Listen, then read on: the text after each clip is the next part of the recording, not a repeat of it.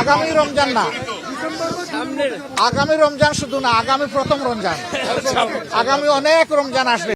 আমরা বলছি যে সরকারের প্রধান উপদেষ্টা বলেছেন যে তিনি এই দেশের এই বছরের ডিসেম্বর অথবা আগামী বছরের জুনের মাধ্যমে ইলেকশন দেবেন।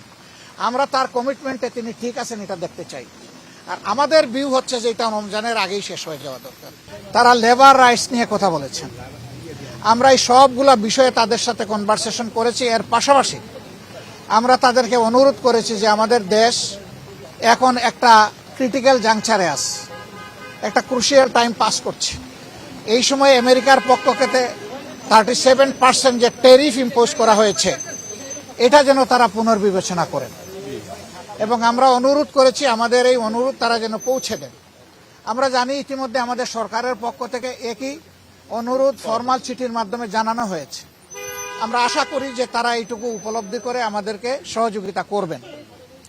এবং আমরা কমিটমেন্ট বলেছি যে অলরেডি আমরা ডেমোক্রেটিক নর্মসের উপরে কমিটমেন্ট।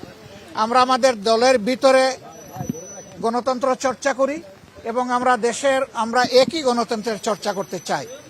এর জন্য আমাদের যা করণীয় তাই আমরা করব। উদাহরণস্বরূপ আমরা বলেছি যে প্রত্যেকটা ক্রেডিবল ইলেকশনে আমরা অংশগ্রহণ করেছি, কম হোক বেশি হোক সংসদের ভিতরে আমাদের সংসদ সদস্য ছিলেন। At the same time election যখন বাংলাদেশে একবার মৃতপ্রায় হয়ে গিয়েছিল এরশাদ সাহেবের সময়, তখনকার আমির অধ্যাপক গুলাম আজম সাহেবই ইলেকশনকে জীবন ফিরিয়ে দিয়েছিলেন কেয়ারটেকার সরকারের ফর্মুলা প্রস্তাবনার মাধ্যমে, যেটা পরবর্তী পর্যায়ে বাংলাদেশের সংবিধানে অন্তর্ভুক্ত হয়েছিল। কিন্তু দুঃখজনকভাবে আওয়ামী লীগ এসে দলীয় স্বার্থে এটাকে সংবিধান থেকে নির্বাসনে পাঠিয়ে দিয়েছিল। এখন আবার সারা জাতি এটি চাচ্ছে এবং আশা করি আমরা এটা আবার পুনঃপ্রতিষ্ঠিত হবে। আমরা আগামী নির্বাচনটা পিয়ার ভিত্তিতে করতে চাই, যেটা ইতিমধ্যেই আমরা বলেছি, আপনারা জানেন। কেন চাই সেটাও আমরা বলেছি, আপনারা জানেন, নতুন করে বলার দরকার নেই। তারা শুধু এতটুকু জানতে চেয়েছেন যে আমরা কখন এই নির্বাচনটা অনুষ্ঠান দেখতে চাচ্ছি। ওই জুন পর্যন্ত অপেক্ষা করলে তখন বর্ষা, ঝড় ঝাপটা, বিভিন্ন ধরনের প্রাকৃতিক দুর্যোগ আসবে, তখন আবার ইলেকশনটা অনিশ্চিত হয়ে যাওয়ার আশঙ্কা দেখা দিবে।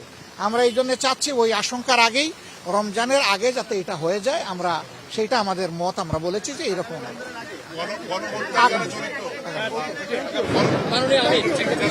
আগামী রমজান না, আগামী রমজান শুধু না, আগামী প্রথম রমজান, আগামী অনেক রমজান আসবে, তবে আগামী প্রথম রমজান সব ইস্যু আমরা বলেছি যে জাতি ট্রমাটাইজড, এখনো হাসপাতালের বেডে অনেকে পড়ে আছে, এখনো শহীদের মারা, সন্তানরা, স্ত্রীরা কান্নাকাটি করে। এই অবস্থায় আওয়ামী লীগের বিচার অবশ্যই হতে হবে, তবে আমরা বিচারটা চাই যে ফেয়ার বিচার।